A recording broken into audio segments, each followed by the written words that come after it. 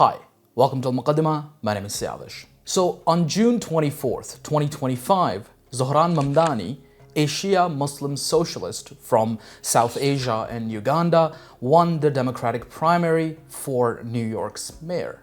He might actually become the next mayor of New York. If he wins, he would be New York's first Muslim and South Asian mayor.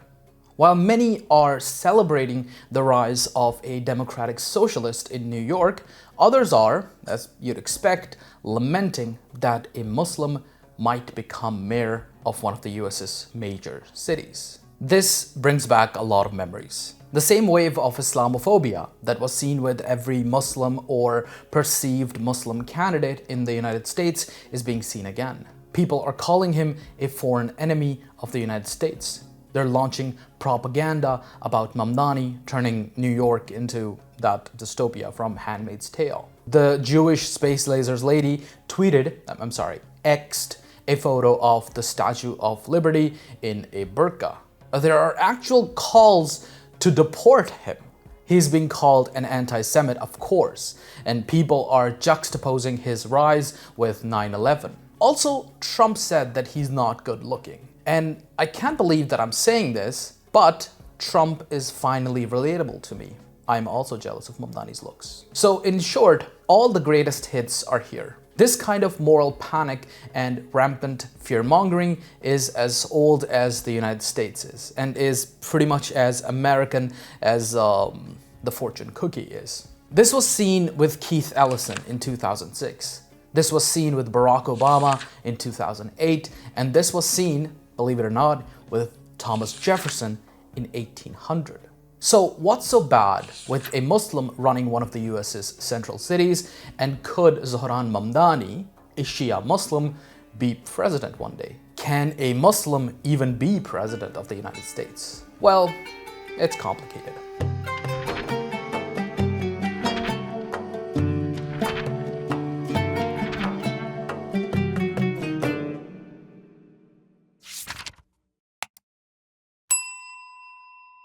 Before we begin, I'd like to tell everyone that my merchandise store is now up on almuqaddimah.com, where you can find awesome wall posters like the Timeline of Islamic History, which condenses more than 1400 years of Islamic history into a beautiful timeline. We also have a map of the fall of Al-Andalus, which shows century by century how Muslim empires lost ground in Spain and Portugal until their eventual collapse on the Iberian Peninsula.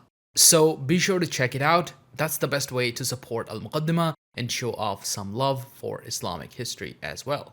Okay, Zohran Mamdani cannot become president because he wasn't born in the United States. Also, it's a misconception that you have to be born in the United States. Basically, you have to be a natural-born citizen of the United States. So either you have to be born in the United States or one of your parents has to inarguably be a United States citizen at the time of your birth. Which is why even if Barack Obama was born in Kenya, he wasn't, but even if he was, it wouldn't matter because his mother was a United States citizen with really deep roots in the country. Anyhow, Mamdani is not eligible to be president. His parents are also immigrants, and he only became citizen in 2018. But what about an imaginary Muslim?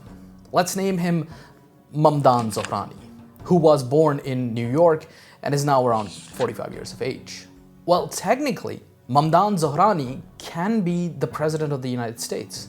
There's no law that stops it, and that's actually by design. The founding fathers of the United States opened the country and its highest offices up to people of all faiths. At the time of its founding, the three largest religious populations in the United States were likely Protestants, Catholics, and Jews. The country was founded by Protestants, who made up a vast majority of the population, perhaps as high as 95%. There was a lot of baggage between these three religious groups, but they had lived together since forever and understood each other well enough. However, the founding fathers had seen what religious conflicts had done in Europe, and they wanted to avoid that. Many of them, like Thomas Jefferson, were followers of Enlightenment-era liberal thinkers like John Locke and believed in religious freedom for everyone. Jefferson and his lot succeeded in amending the United States Constitution to secure religious freedom through the First Amendment, which says that the Congress shall not make any laws respecting the establishment of a religion. Hence, the United States never had, nor does it still have, a state religion.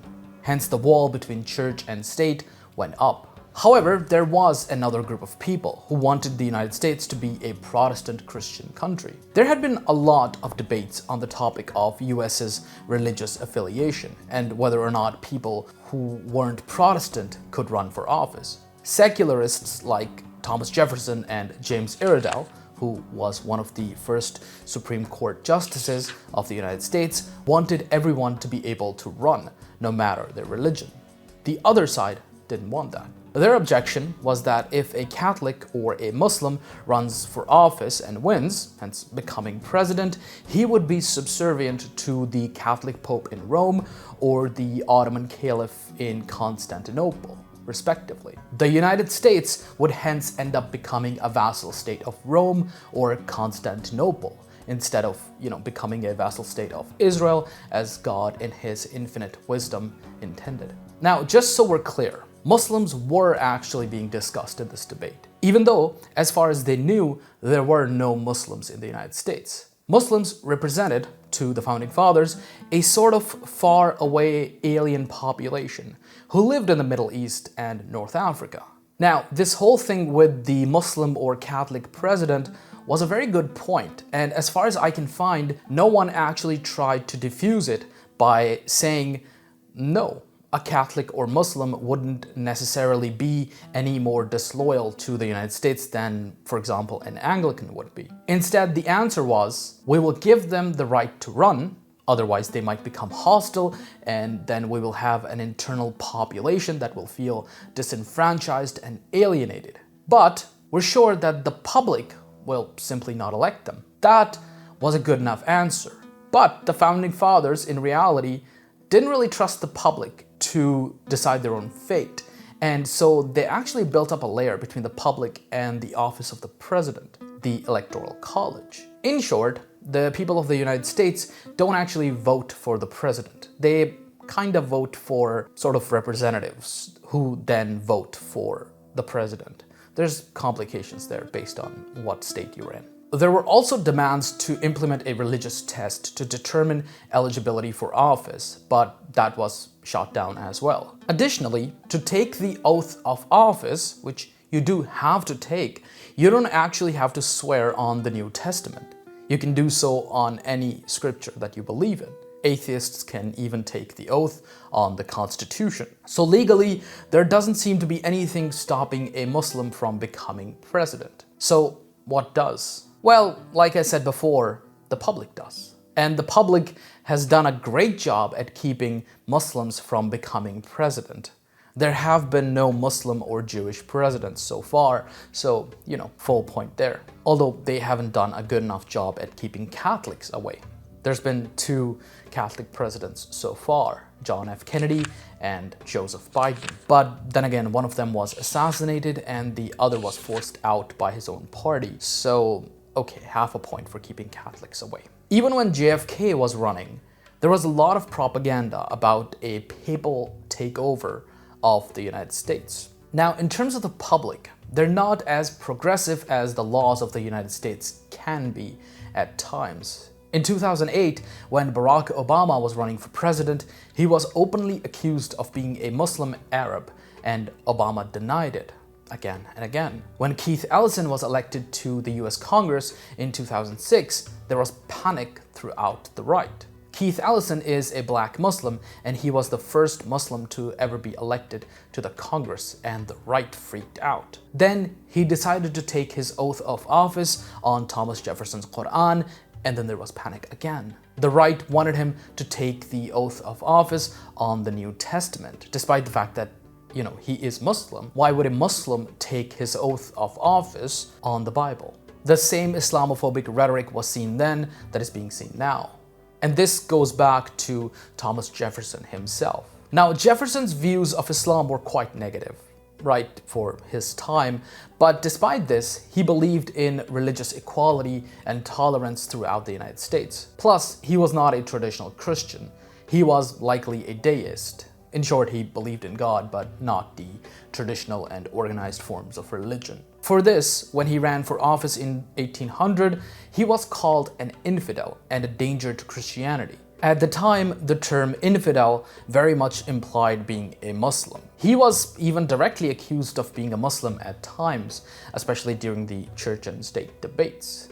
The same was done with Barack Obama and is being done with Zohran Mamdani now. Although now it's usually Western civilization that's under threat instead of Christianity. There was also moral panic over what would happen if Christianity falls, thanks to Jefferson. Now, Obama was accused of being a foreigner, of course, and so is Mamdani. Obama, Ellison, and Mamdani have all had their Americanness challenged by the public over their faith or ethnicity. Like I mentioned, even back during the church-state debates, when people said that a Catholic or Muslim wouldn't be loyal to the United States, no one said, what evidence do you have to support this claim that Catholics and Muslims aren't loyal to the United States? So even back then, their Americanness was being challenged. You know who never has their Americanness challenged though? The people who brag about taking money from Israel to promote their interests. They can openly take money from a foreign government, but Mamdani is the un-American one, despite not taking any money from foreign governments or foreign lobbying groups. Also, I'm glad that the right hasn't yet discovered that he's a 12er Shia, just like the Iranian government is. They'd have a field day with that. In the Western, especially American mindset, Islam and Muslims hold a very different space than all other minorities do, because Muslims and Christians have a long history of violence against each other. There has always been a certain amount of distrust between the two. No king of the Jews, for example, ever showed up outside Vienna with a huge army, after all. This has led to Islamophobia being a very acceptable form of bigotry, perhaps more so than most other types of bigotry. You have this open Islamophobia by members of the United States Congress whenever something like this happens. When 9/11 happened, the US decided to suspend its own civil liberties in order to crack down on Muslims. Muslims were abducted, arrested, and tortured. In her book, Thomas Jefferson's Quran, Denise Spellberg writes that usually you can see what would happen to everyone else in the country based on what's happening to Muslims at the time. Early on, for example, Muslims became a sort of extreme example of people to whom tolerance would be expanded to. Like I mentioned, Protestants had lived with Catholics and Jews and knew them. However, they had never lived with Muslims and didn't actually know them very well. Then, when Muslims were granted citizenship rights in the 20th century, that also solidified citizenship right for non-white Americans. Then, when Muslims were abducted without due process after 9/11, it opened the door to the current ICE raids and people being deported to El Salvadorian prisons. I find it funny that when people are abducted by ICE or other departments of the US government without due process, people often say, oh, this is not the America that I grew up in. But the truth is that it's exactly the America that they grew up in. Mosques and individual Muslims were surveilled, their civil liberties were defiled, and many were detained without due process. Some were even tortured. All of this in the same United States some 25 years earlier. So no, this isn't new in the United States. The truth is that Muslims have always been considered half Americans, who should not get equal protection under the law. I once read somewhere, and I can't remember where, but I do agree with it, that Muslims have this sort of weird overlap of minority problems in the United States. Like African Americans, Muslims often get the short end of the stick when dealing with the law. Like Jewish Americans, Muslims are often targets of hatred based on their religious identity. Islamophobia and anti-Semitism are quite similar in nature, after all. Like Asian Americans, Muslim loyalty is always in question. Muslims are imagined as being loyal to a foreign power. Like, for example, when China was associated with COVID-19 pandemic, Asian Americans were victims of hate crimes. When the United States went to war against Japan during the Second World War, Japanese Americans were thrown into internment camps. Like Italian Americans, certain Muslims, particularly Syrian and Turkish Muslims, also had to fight for their, quote, whiteness and their citizenship rights. Like many South American immigrants, Muslims are imagined as a horde of people rushing in away from areas of conflicts. When you say that a group of people who are Americans are in fact not American and hence do not deserve the basic rights that are ensured to citizens, you are saying that the rights of citizens are in fact conditional. Someone doesn't just have to be a citizen, but they have to be American in the way that you think that they should be. These days it's white, anti-woke, cis, Protestant Christians. Muslims are the easiest people, I think, to call an American, at least from among American citizens. Hence, a Muslim's loyalty to the United States is always under question. During the primary debate, all the candidates were asked where they'd like to take their first foreign visit after being elected mayor. While most said Israel, Mamdani said that he would like to stay in New York and meet people there. The moderators then changed their question, asking Mamdani if he'd visit Israel, to which he said that he wouldn't. He would rather work with Jewish New Yorkers to address their problems. The moderators then changed their question again and asked him if he believes that Israel has a right to exist as a Jewish state. They were trying to mine for an answer that could be labeled anti-Semitic. You can bet that if anyone else on that stage had said that they won't go to Israel, they wouldn't have gotten those questions, but Mamdani did. All Muslim candidates do get questions like these. They have to denounce Hamas or terrorism in general. They have to condemn 9/11. Personally, I don't even agree with Mamdani when he said that Israel has a right to exist, even as an equal state. It does not have any right to exist. So ultimately, I would say that it's easier to imagine an end to the United States than it is to imagine a Muslim becoming president.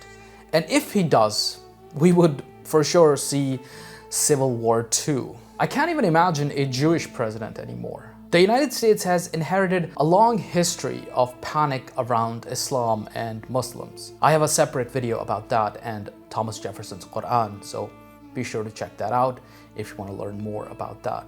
See you next time. Don't forget to subscribe and press the bell icon. On the screen right now, you can see the names and tiers of the patrons. You can join them by pledging $1 or more to support the channel. Thank you for watching.